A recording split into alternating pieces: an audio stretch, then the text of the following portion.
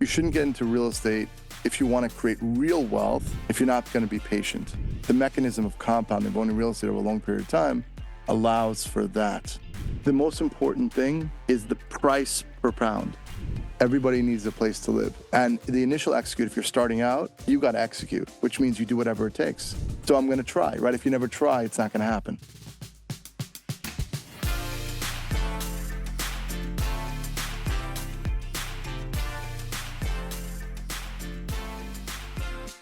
This is your Real Estate Syndication Show. I'm your host, Whitney Sewell. Today, our guest is Moshe Popack. He has grown extensively over the last 15 years in the multifamily real estate space, nearly to 5,000 units. He has a background, actually, I went to law school and business school, but then decided real estate was the space, and they moved many states away, risking everything to buy their first multifamily deal. But now, many years later, even with 11 kids at home, they have grown, and he has a major heart for giving back as well, in just a big way, just an amazing foundation that they have, but also just growing in numerous asset classes in the real estate space, and you're going to learn so many things from Moshe today. Moshe, welcome to the show. Honored to have you on. The more I've gotten to research and know about you, the more I'm excited to have the conversation. Likewise, like I said before the show, any value, practical value, it's a way that we give back, and I'm excited to be here. Awesome. Oh, Moshe, let's jump right in. I'd love for you to share a little bit of your story, though, about getting to Florida and deciding to go into the real estate business, and now up to over 4,000 units, just so the listeners know. And how did that take place? Give us some details there. Let's talk about maybe some of the turning points or the major decisions that were made at that point that have helped you to scale to where you are now. So I guess we go back, came down here to Florida March of 2007. Previously, I'd gone to law school, business school, and I thought, maybe I'm going to practice law. I come out of law school, I did a few closings in New York, and I looked across the table, and a guy's, in jeans and a T-shirt, and he's taking a few $100,000 check off the table, and I'm making $5,000, right, as the attorney. So that goes out the window. What really happens is my wife and I, we have a child, and we come down to Florida for vacation, and I see the weather's beautiful. You have Everglades, and we're in South Florida, so you have Everglades on one side, you have the ocean on the other. I'm like, this place should be a major international hub. And, during that time was kind of like the end of the condo boom.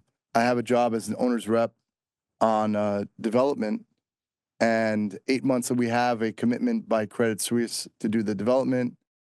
They back out. 8 months later, I lose my job. And for a little while, I was kind of doing some, just to make ends meet. We had some savings, some wedding money, but I was doing property and casualty insurance. So I was doing some insurance, and then basically, just to kind of pay the bills. But in 2009, I had 3 kids, no job, no family, because we picked up and we left from New York, and we came down here. So those months were, you talk about faith. You're holding it together. There's no sounding board, right? Because as a father and as a husband, you have to hold it down for the family. I meet some fellow, he comes from Philadelphia, and he says, I want to get into real estate. I said, okay. He finds this deal. The deal's losing $1 million. It's almost 400 units in North Miami, and it's about $38,000 an apartment, and it's about 60% occupied. So I don't really know much about anything, but I said, I have 3 kids, and I got a wife, and I took everything, and I put down a non-refundable $500,000 deposit from all the money's basically chips all in, and we're due to close. I went to 30 different investors. I found out later some of those investors wanted to steal the deal from me. Long story short, we end up getting a 30-day extension from the seller to close. One guy says, I believe in you, I believe in the deal, and we end up closing. But we also, during that time, My wife and I, we went to the chief of police in that area, and he said, take your money, run away, because there's drugs here, there's shootings here, you're going to lose all your money. So again, that chips in. After a few months of me knocking on doors, collecting rents, cutting expenses, the power went out. I thought the power went out. But anyhow, cutting expenses and collecting rents, we end up making slowly profit. And after about a year, refinance.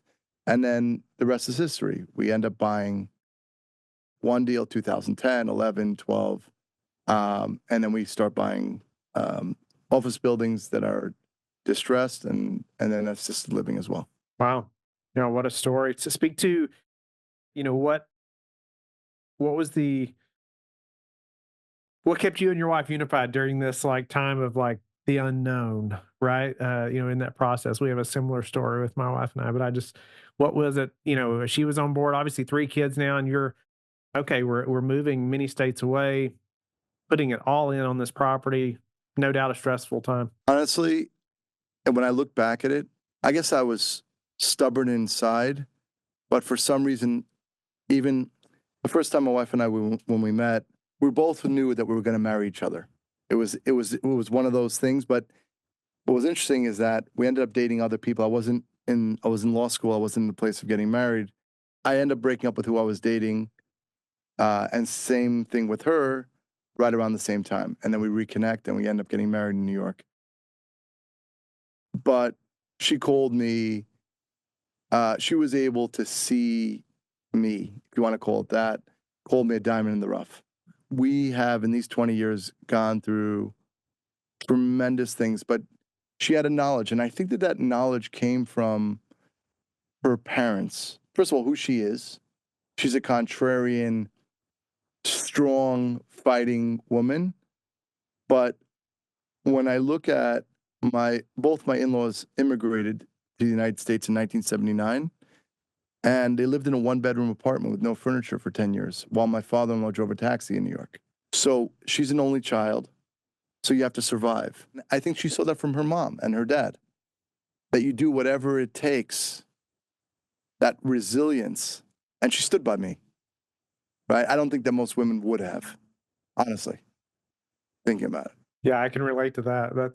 That's incredible. That's incredible, though. No doubt we're influenced by our family and our so many ways when we're young. I love that though, that story. Let's move into real estate a little bit. I want you to be able to talk about the asset classes y'all are in and why, and us. And I want to come back to the family, work life balance a little bit because the audience, yeah, that may not know this. You just brought home the number 11.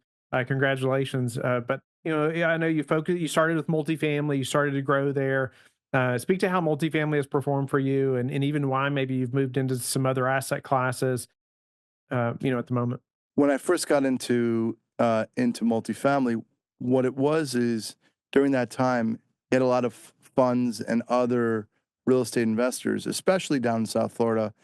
If you remember, a lot of people were dealing with their legacy projects. So here I am looking back now as this kind of newcomer, and you're able to grab assets because in my mind, the most important thing is the price per pound. People don't realize, right? They talk about in real estate location.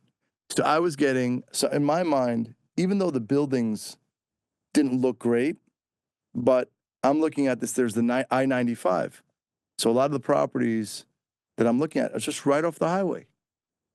And again, just macro perspective, Everglades on one side, ocean on the other. I said, even if we just hold this, and it's infill areas, the land eventually should go up. But what ends up happening? We're getting so 60% occupied. That first deal, rents are $650 for a 1-bedroom and like $800 for a 2-bedroom. So workforce housing. And the reason why I did workforce housing is because I saw the speculation of the high end of the market, the condos, right? So in good times, you can make great money, but in down times, right, you have problems. So what's the basic of the mindset? It's basically everybody needs a place to live. Keep it simple, simple, simple. And the demand for reasonably priced, safe, secure apartments was high. Supply and demand again. So, right, but when you're in it on the first deal, it's the hardest thing. They say real estate is an extremely high barrier to entry. And everybody has to jump in. If you want to have abundance and success, you have to do your best maximum and then partner and then let go. And then you have to partner with something greater than yourself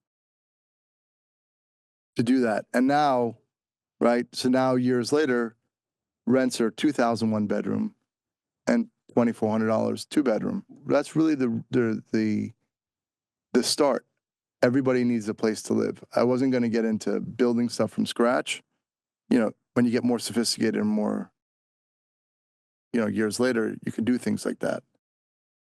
But that's, you know, apartments. It makes sense.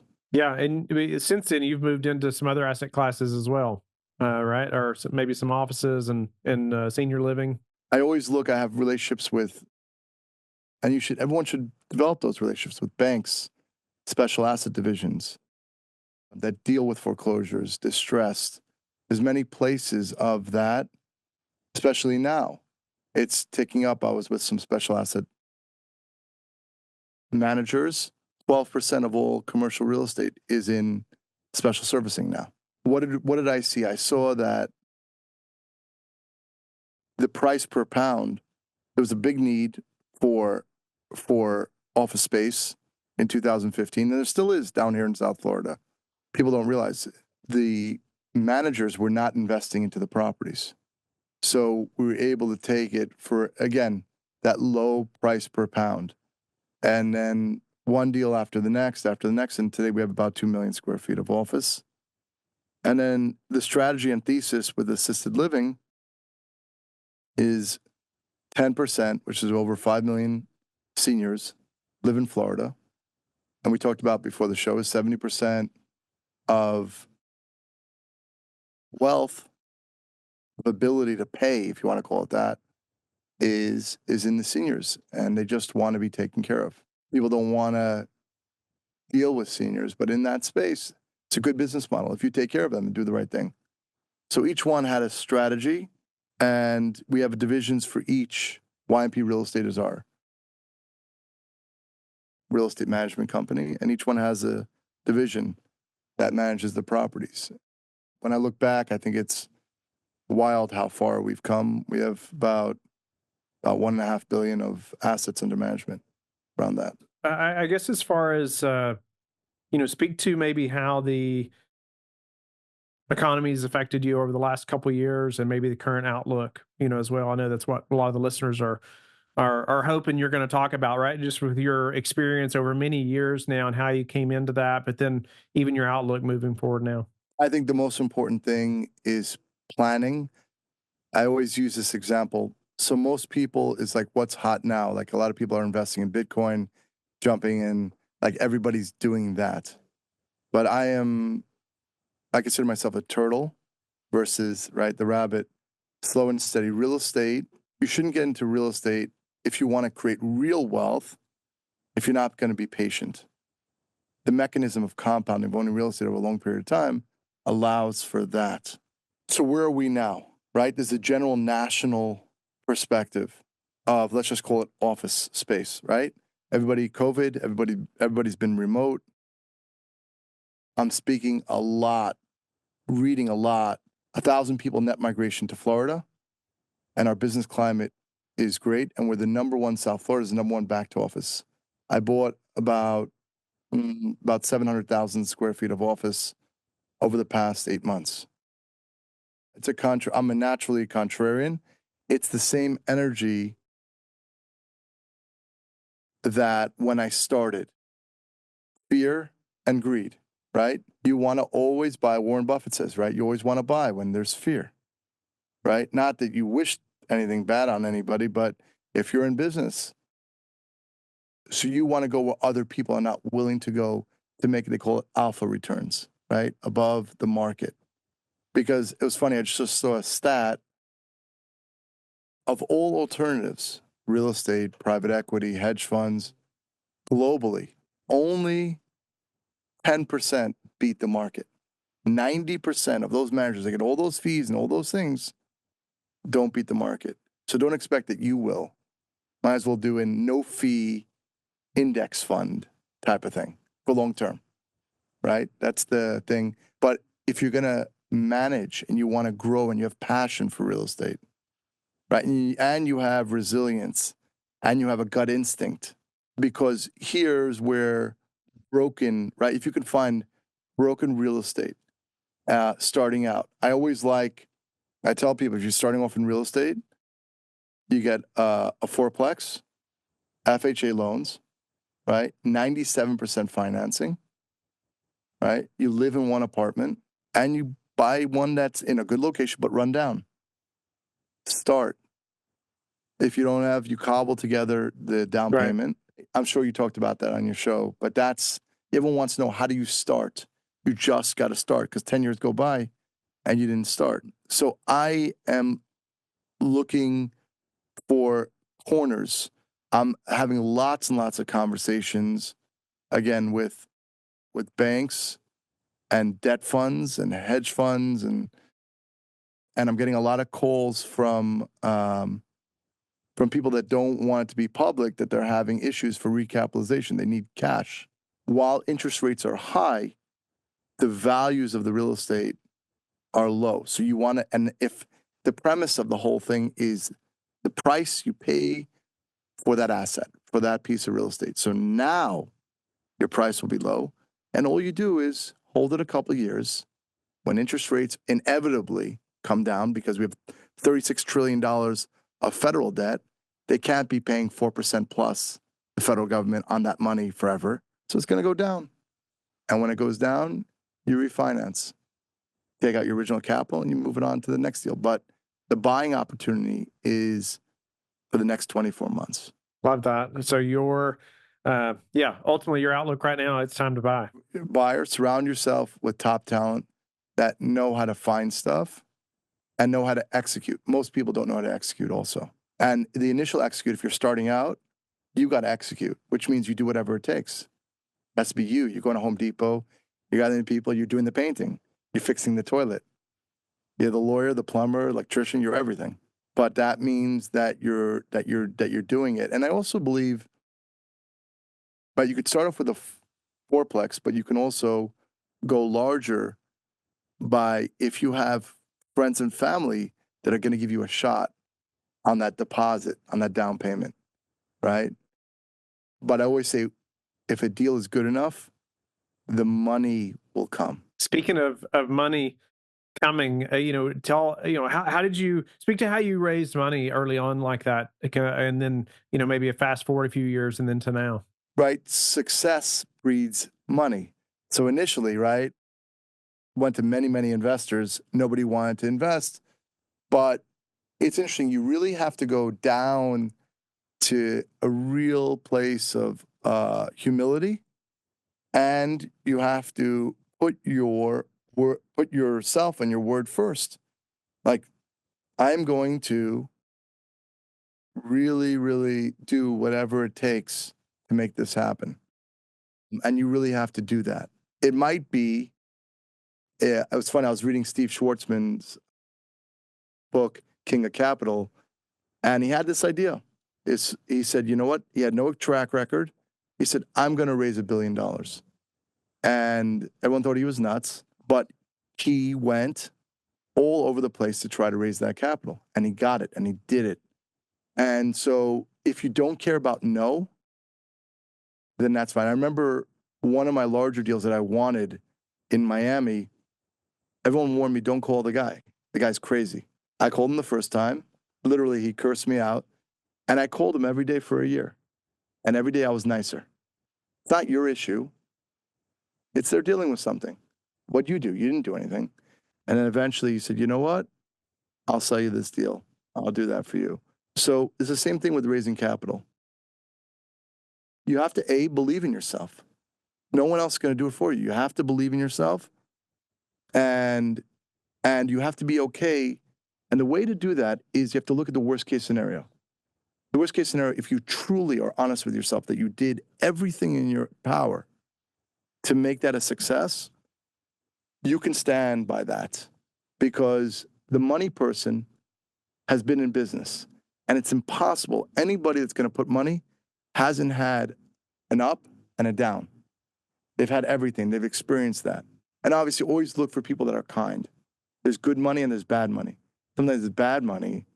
It's the energy of the money. It's the person that's just going to be relentless.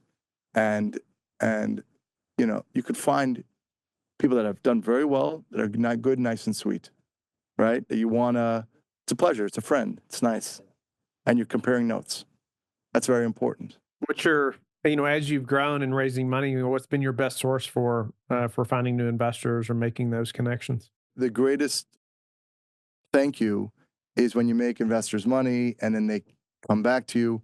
So now we're almost 15 years in this. And I was mentioning before the show. So now we're finishing up our documents for our Fund 1, which will be, we have, again, the great track record. It'll be family offices, pension funds, sovereign wealth. There's a lot of regulation in that. There's a lot of documentation in that. So that's going to be our thing. Why? Because nobody has unlimited capital. And like I mentioned, the next short couple of years for investing and then hold 10 years, the best pricing is now. That's just the way I see it. And there's not many people, we're vertically integrated. So we have full management, top to bottom, and track record. And a lot of people want to be down here in Florida. So I think it's a unique position. So I'm going to try, right? If you never try, it's not going to happen. So that's exciting. But there's always somebody, I always say it could be an uncle, it could be a cousin, somebody. But the key is to have clarity. I always say I would invest with somebody else if they can tell me, I always use that example, the back of a napkin. If they can tell me with clarity on the back of a napkin, here's income, there's expenses, and it could be real estate, it could be other businesses. In the end, there's profit. Show me conservatively how everybody involved makes money. Say it to me. Most people can't. They don't have clarity. I'm going to do this. Yeah, love that. That should be that clear, have that kind of clarity that you could. I heard somebody say one time the investor brought their 12-year-old son in the office and said, "Explain it to him so he can understand it," type of thing. So love that. And speaking of kids, before we get too long on time, I want you to be able to elaborate a little bit on. I mean, I know you mentioned, hey, that's your focus, right? Obviously, in this thing that drives you and your family and your wife of 20 years and 11 children, just a blessed man to say the least. But managing a household, I want my listeners to always say, hey, I want you to be as famous at home at that dining room table as you are at the boardroom table, right? And how have you done that? How do you manage that focus and still be that great father to 11 now, but still lead well, in the office? Well, I say that the same energy, to your point, the same energy you put in business, it has to be in all parts of life, the same urgency, the same authenticity, transparency, good days, bad days, up, down, right, left. It has to be that, because the children see everything. Now, what I did, you have to deal with what you're dealing with. As we're growing, 8 years ago, I told my wife, I said, I can work 80 hours and you're never going to see me. Or we can hire a CEO and he'll do 70%, let's just say, of what we can produce. We made that decision, but it freed me up to do only things that I love. And most of the time, my wife and I, we work together. And most of the time, I'm able to work from home. I'm able to work from home, so I'm seeing the kids. I'm with them. And then we divide up the kids. We call it one-on-one time, whether it's a half hour or an hour with each kid, 4 or 5 kids for that week. I tap in. What's going on? Right? We just sit and I just try to listen. I found that to be fundamental. No judgment. As a parent, that's also extremely important framework, which I had to really learn what that means as a father, unconditional love. It means there really is no condition. If there's no condition, whatever they tell you, you're just there as a sponge. It has to be that way. My oldest is 18, my youngest is 9 months, and I've seen a lot. One of my children, he allows me to tell the story. But when he was 9, many schools, he was in and out, and I went to the therapist and did a diagnosis that he is the character when he's 16. He's going to end up in juvenile detention. He just had extreme energy, just everything. And I say, my wife and I, 90% of our energy for many years we spent on him. And today he's 16 now. He's starting college now. He's up 5 o'clock every morning. He's at the gym. He has the vending machine business. And it just switched. And you don't know. As parents, you don't know. And, oh my God, my child's going to embarrass me or whatever it happens to be. You have to go be on the same page as your wife and tap into your children. And they know that you're working, and you have to be extremely honest. And it's a lifelong journey. I'm constantly learning. I'm learning. I'm saying I'm wrong all the time, but there's a lot of reward, a lot of great conversations, a lot of great real stuff. A lot of real stuff. Love that. You mentioned the one-on-one time, and if you can do that with 11, I have no excuse. I have no excuse, right?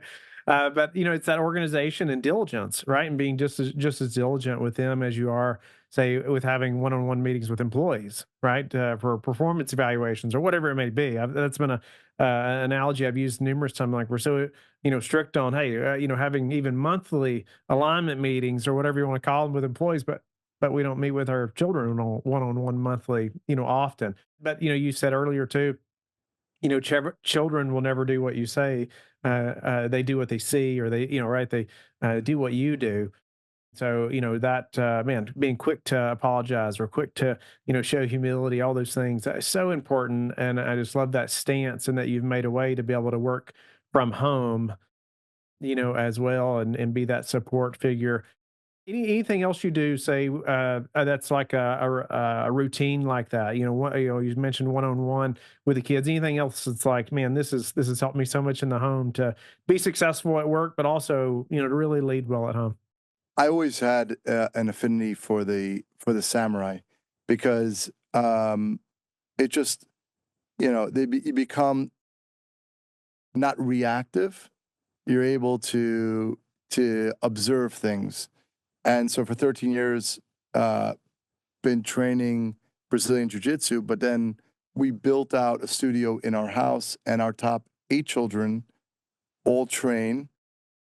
And it's a combination of right? I guess I call it like therapy for myself, but I'm sparring with my kids. We're training, so they're getting self-defense, which is great. They're getting strength. We have 9 boys, right? But even my 2 daughters, they train, and you have to be strong. The world is tough. And you have to be strong in your convictions. And I believe that helps a lot. The discipline of the martial arts. It's fun, but it's also great. How you go about life. All right, Moshe. Well, a few final questions.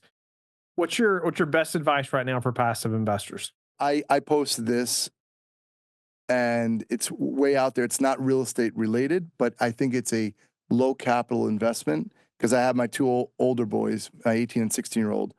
If I lost everything today, I believe it's great. It's also recession proof, is to get into the vending machine business.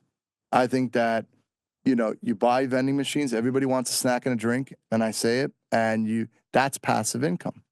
That's great, and you grow slow and steady, and you don't need a lot of money.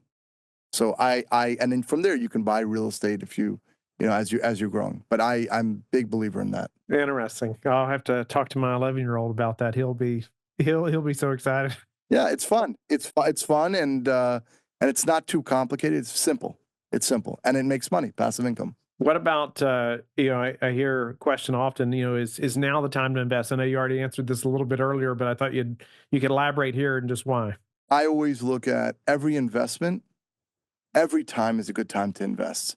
Most deals are not good because you can't make money, right? But you have to take it deal by deal. And the most important thing, I call it second grade math.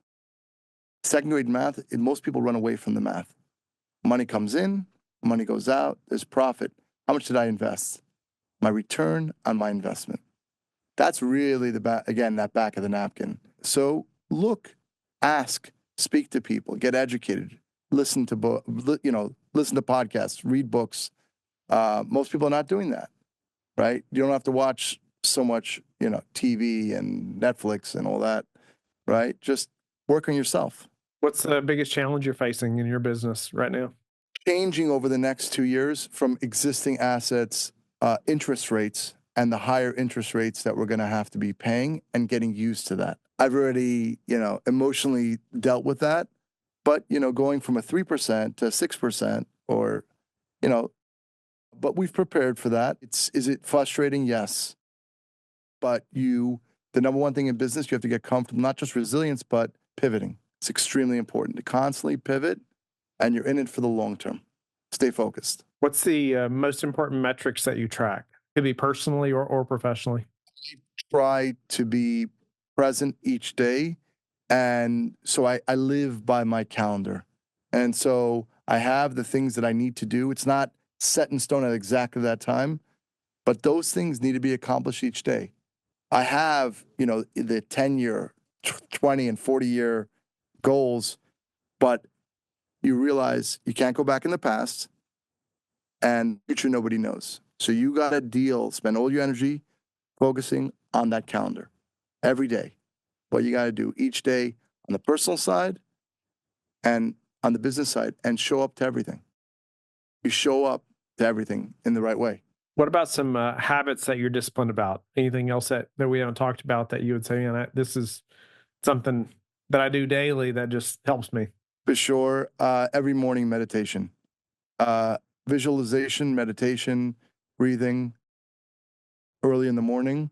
That sets the day up because some days are crazy. With that, you're able to take a step back, and you're able to manage each issue.